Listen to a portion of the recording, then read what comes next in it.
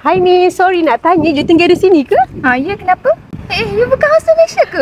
Betul. Kebetulan boleh tak kita nak pergi tu rumah you? Boleh lah, tapi Boleh? sekejap je tau. Sekejap je. Okay, jom.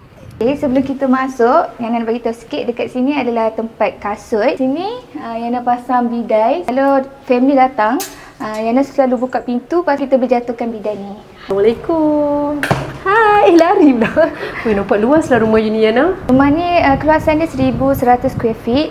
Sebab nampak luas tu, disebabkan cermin ni lah kita orang pasang cermin ni. Macam mana cermin sebesar ni boleh masuk lift? Kat berapa? 16 kan? 16. Cermin ni kita orang request sebenarnya nak full lah, tak ada cut-cut ni. Tapi disebabkan kita orang punya lift tu tak berapa muat, so dia orang terpaksa pecah kepada 4. Bila pasang cermin ni, automatik rumah kita nampak luas. Ini ni saya pilih yang 6 seater sebab rumah saya selalu family datang. Walaupun saya berdua dengan suami, tapi kalau ramai, dia orang boleh je makan kat bawah.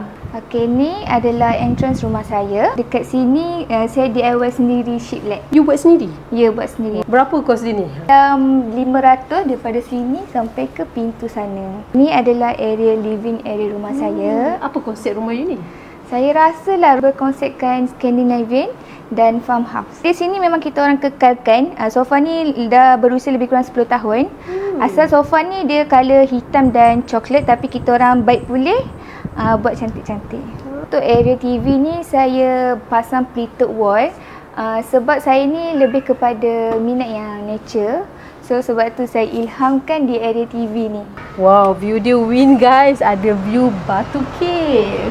Okey, dia sebab itulah kita orang decide untuk beli rumah ni sebab view dia paling mahal. So dekat balcony ni kita orang dekor simple-simple je, sedap mata memandang macam tu. Ini saya nak tunjuk area bilik. Rumah ni ada 3 bilik, tapi bilik kita tak tunjuk lagi lah sebab belum siap dekor. Pintu ni kita orang DIY sendiri. Banyak tengok daripada TikTok jugalah.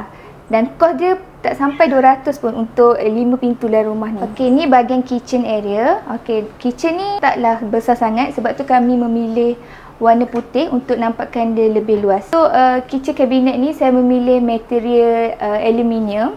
Sebabnya tahan lasak. Lepas tu kalau kita masak pun dia tak cepat kotor. Saya nak tengok satu lagi tadi, you kata toilet pun cantik kan? Dia ke cantik biasa toilet air. Jom tengok.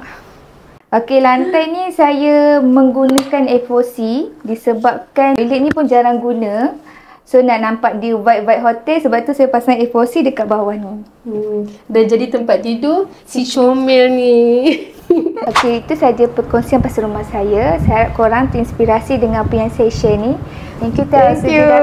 Bye.